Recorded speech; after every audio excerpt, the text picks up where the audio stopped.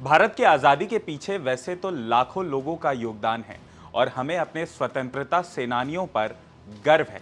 लेकिन आज़ादी के इस अमृत महोत्सव में आज हम आपको भारत के लौह पुरुष की कहानी बताने जा रहे हैं।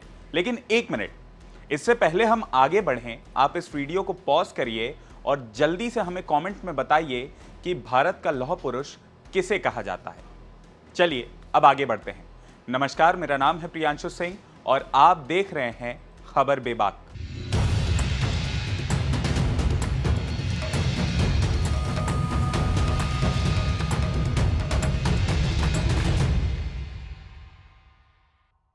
आज से 97 साल पहले 30 जून 1925 को तब की बॉम्बे प्रेसिडेंसी के सूरत जिले में तैनात एक भारतीय पीसीएस अफसर एमएस जयकर ने एक रिपोर्ट पेश की। बतौर जूनियर सेटलमेंट ऑफिसर जयकर ने सूरत के बारडोली तालुका के 23 गांव के किसानों से वसूले जा रहे लगान में एक मुश्त 30.59% की बढ़ोतरी की सिफारिश कर दी। अब तक इन गांवों से 5,14,762 रुपए का लगान वसूला जा रहा था। जयकर ने इसे बढ़ाकर 6,72,273 रुपए कर दिया।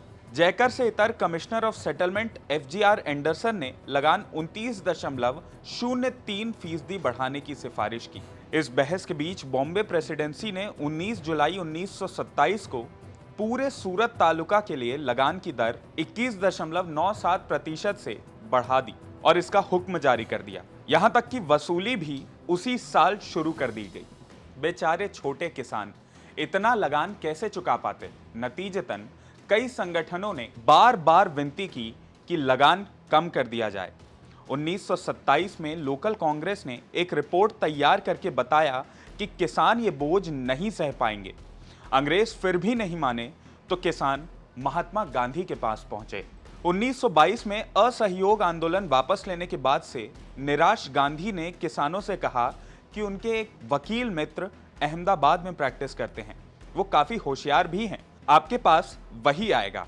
और वो वकील कोई और नहीं बल्कि हमारे अपने भारत के लौह पुरुष कहे जाने वाले सरदार वल्लभ भाई पटेल थे।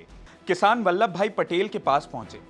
पटेल ने उनकी सारी बात सुनी और कहा कि 2 बार सोच लो, अगर नाकाम रहे तो कई साल तक खड़े नहीं हो सकोगे। किसानों ने हामी भर दी और 4 फरवरी 1928 को पटेल ने बारडोली में एक सभा करके सत्याग्रह शुरू कर दिया।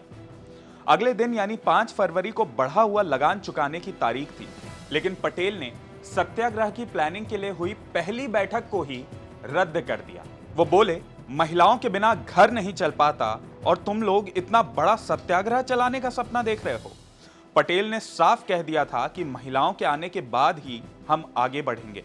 जब किसानों ने पूछा कि महिलाएं अंग्रेजों से भला कैसे लड़ेंगी, इस पर उन्होंने सत्याग्रह में महिलाओं की मौजूदगी को जरूरी बना दिया। पटेल की इस एक छोटी सी पहल ने बारडोली के 137 गांवों की महिलाओं को ही नहीं बल्कि देश की आधी आबादी को भी आजादी की लड़ाई का अगुवा बना दिया। वल्लभ भाई पटेल ने स्वराज आश्रम को केंद्र बनाकर 6 महीनों के अंदर एक ऐसा अहिंसक जन आंदोलन खड़ा कर दिया कि अंग्रेज हुकूमत को लगान बढ़ोतरी के मामलों के लिए मैक्सवेल ब्रूमफील्ड कमीशन बनाना पड़ा।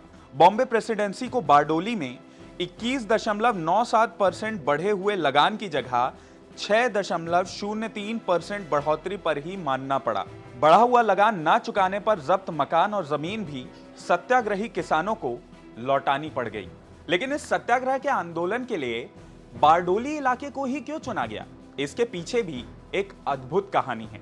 दरअसल सरदार अहमदाबाद से आए और सबसे पहले बारडोली तालुका के आसपास के सभी पुलिस थानों को देखा। हर जगह कोई ना कोई हत्या के मामले दर्ज थे। बारडोली एक ऐसी जगह थी जिसके थानों में हत्या का एक भी मामला दर्ज नहीं था। बस यही वजह थी कि अहिंसक सत्याग्रह के लिए उन्होंने बारडोली को चुना। पटेल ने बारडोली के आसपास के गांवों में सत्याग्रही शिविर भी लगाए, लेकिन सभी शिविरों का मुख्यालय बारडोली का स्वराज आश्रम ही था। यहाँ रोज सभाएं होती थी। वल्लभ भाई ने यहीं सत्याग्रह की हर रणनीति तैयार की। पटेल बड़े वकील तो थे ही, लेकिन उससे भी अच्छे और बड़े नेता थे। आंदोलन के लिए उन्होंने किसानों की तरह ही कपड़े पहनना शुरू कर दिया। उन्होंने कार की जगह मोटरसाइकिल चुनी ताकि ज्यादा से ज्यादा गांवों तक कम टाइम में पहुंच सके। वो छोटी छोटी नावों से नदी पार करते और जरूरत पड़ने पर बैलगाड़ियों से सफर करते। सत्याग्रह के दौरान पटेल ने किसानों से लगान न देने को कहा था। जवाब में ब्रिटिश हुकूमत ऐसे किसानों के घर, सामान और जमीन को जब्त करने के लिए एक टीम भेज देती थी। ये टीम ढोल नगाड़े बजाते हुए घर पहुंचती थी। ऐसे में पटेल ने किसानों से कहा कि जब भी सरकारी टीम गांव आए तो वे आसपास के जंगलों में छिप जाया करें। गांव में लोगों के ना रहने पर टीम को बिना कोई कार्रवाई किए ही लौटना पड़ता था। सरदार पटेल ने सत्याग्रह के चौथे महीने में बारडोली की एक महिला ने सभा के बीच में कहा था कि आज से आप ही हमारे सरदार हैं, और यहीं से सरदार की उपाधि वल्लभ भाई पटेल जी को मिली। लोग उन्हें सरदार पटेल पुकारने लगे। सरदार पटेल नारी शक्ति को बखूबी पहचानते थे। अंग्रेज महिलाओं के खिलाफ हिंसक कार्रवाई नहीं कर सकते थे, इसलिए सरदार ने सत्याग्रह में महिलाओं को जोड़ा।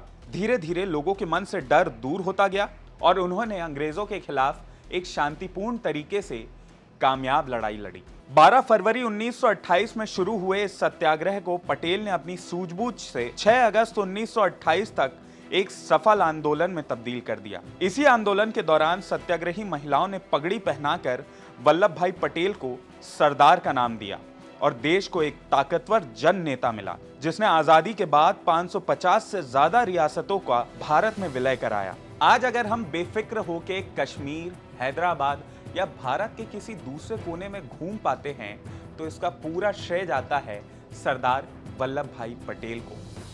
ऐसे जन नेता और जन नायक वाकई में हमारे देश के लौह पुरुष कहलाने के ही लायक हैं। आज के लिए इस वीडियो में इतना ही। अगर आपको ये वीडियो पसंद आया हो तो इसे लाइक और शेयर करना ना भूलें और IBC 24 के YouTube चैनल खबर विभाग को जरूर सब्सक्राइब करें। जय हिंद, जय भारत।